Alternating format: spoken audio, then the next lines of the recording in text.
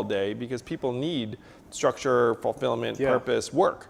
So if we say to the market, being like, hey, market, like value these people, it's going to be very, very difficult because the market's like, I don't really need these people, like at least the way the monetary market's set up.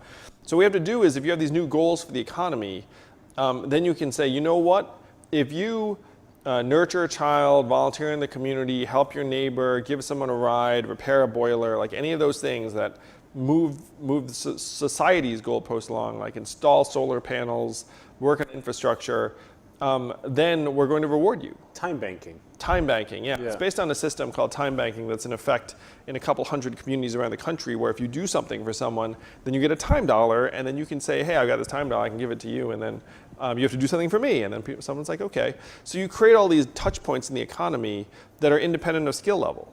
That it's just like anyone can show up and staff your garage sale or babysit your kid. Like there are different things that people can do, and then you tokenize those activities, you guarantee it, and as president, I will do this in 2021, you guarantee a monetary value and you say, look, these tokens have real value. Like you bring them to a bank, we'll give you $1 for every 10 social credits.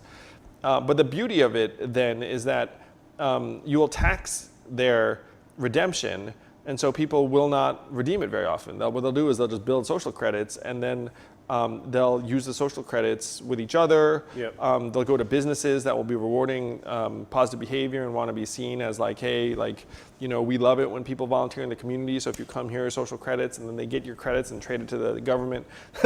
so there are all these things that can be done. And you can build this parallel economy around pro-social activities that's accessible for people at every point in the skill ladder. That is the vision. That's where we have to go. Because if we listen to the monetary market for too long, they're not going to value these things like volunteering. They're not going to value taking care of kids, taking care of elderly. My wife right now is home with our 2 boys who are 5 and 2. She works harder than I do. And the market value of her work is zero. Zero. Yeah. And well, I guess technically if you had to hire somebody else to take care of your 2 kids during that time, the market value of that would be $30-50 an hour or whatever for 2 kids. Yeah, I mean, you can get nannies and whatnot, though. There is a difference. Oh, it's like a parent. Yeah, and there are many things too that are similar. Like if you look at the way like the market values, for example, home health care aides, like taking care of your aging parent, you'd be like, oh, I can pay someone to do that. Right now, the market rate for that is $22,000 a year, and there's a turnover of 100%. Like pretty much no one wants to do that job of taking care of the elderly, because we remunerate it at very, very low levels.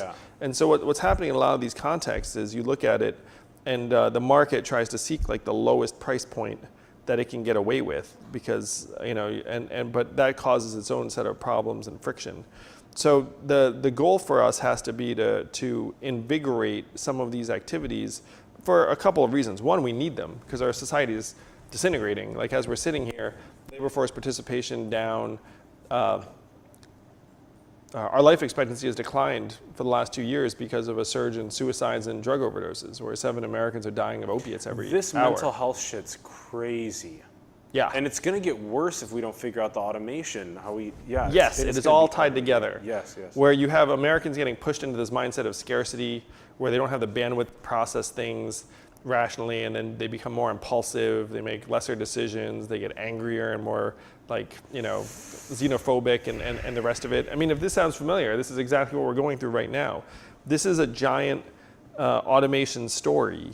And so we have to start owning the problem and then have real solutions that are going to be massive. That's the generational challenge. But that's why I'm running for president, to galvanize energy around real solutions instead of the garbage stopgaps that are being presented.